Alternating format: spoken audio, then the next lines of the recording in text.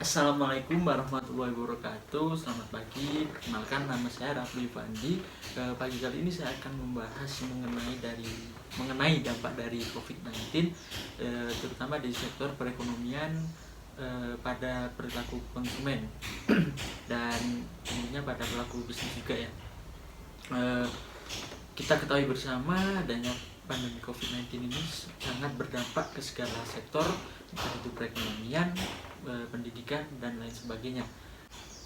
Nah, tentunya adanya pandemi ini juga mempercepat digitalisasi kehidupan kita, karena ketika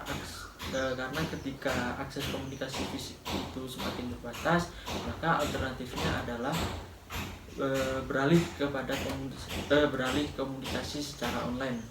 Nah, namun di sisi lain pandemi COVID-19 di Indonesia ini juga membangkitkan solidaritas masyarakat Indonesia, yaitu bisa kita ketahui bersama dengan diadakannya donasi meningkat secara drastis. Lalu karakter gotong royong masyarakat Indonesia menjadi salah satu kekuatan utama kita dalam mengurangi dampak ekonomi yang ditimbulkan dari COVID-19 ini. Saat ini karena terjadi pandemi itu konsumen lebih banyak melakukan segala aktivitasnya itu melalui online. Nah, dan pola konsumsi masyarakat juga berubah secara signifikan.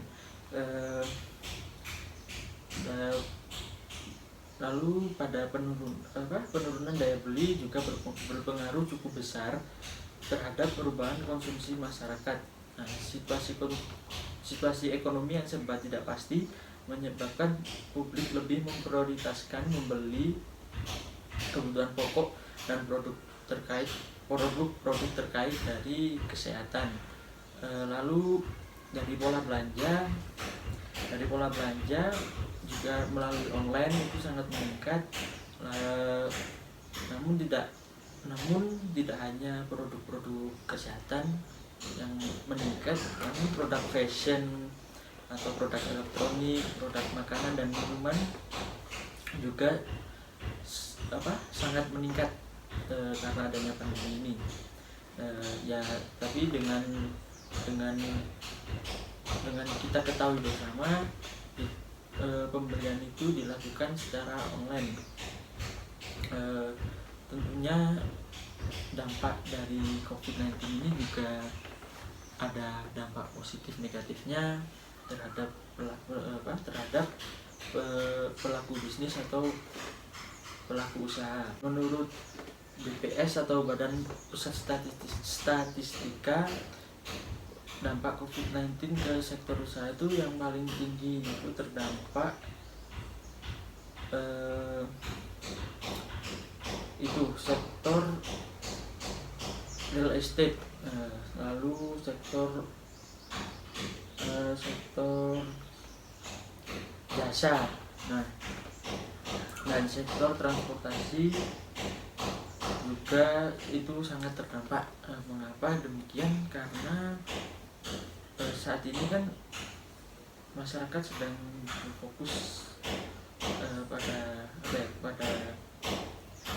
pada kesehatannya. Jadi dari sektor pembelian pun masyarakat lebih banyak membeli itu yang berhubungan tentang kesehatan, makanan, dan lain-lain. Jadi untuk sektor real estate ini juga berdampak, paling terdampak karena tidak ada pembelian dari konsumen itu. Selain itu juga aktivitas jual beli itu juga sangat menurun, lalu bahan baku juga sulit didapat, distribusi terhambat, sektor jasa juga sangat terdampak. Menurut saya sebagai pelaku usaha, kita harus menyesuaikan atau adaptasi yang sebelumnya dilakukan secara offline maka harus dilakukan secara online. Seperti contohnya itu mungkin kafe atau warung makanan itu yang sebelumnya hanya melayani makan di tempat, saat ini diadakan secara maksudnya di tempat makannya itu menyediakan jasa eh, kayak seperti Gojek, jadi bisa di pick up dan diantarkan ke rumah rumah rumah konsumen. Nah, maka dari itu kan itu juga bisa bisa bisa salah satu usaha untuk bukan membangkitkan ya, untuk berjuang lah di era pandemi COVID-19 ini. Ya, jadi mau nggak mau sebagai pelaku usaha kita juga tidak boleh kayak pasrah lah, ya udahlah karena ada pandemi jadi sepi atau bagaimana. Nah, kita juga harus survive sebagai pelaku usaha. Nah, lalu apakah ada perubahan perilaku konsumen ini setelah selesainya pandemi COVID-19? Menurut saya perilaku konsumen setelah pandemi COVID-19 ini karena sebelumnya sudah karena sudah terbiasa seperti berpergian memakai masker, membawa hand sanitizer, cuci tangan dan lain sebagainya. Tentunya setelah masa pandemi ini tidak akan merubah kebiasaan yang sebelumnya itu hilang seketika. Nah, jadi maksud saya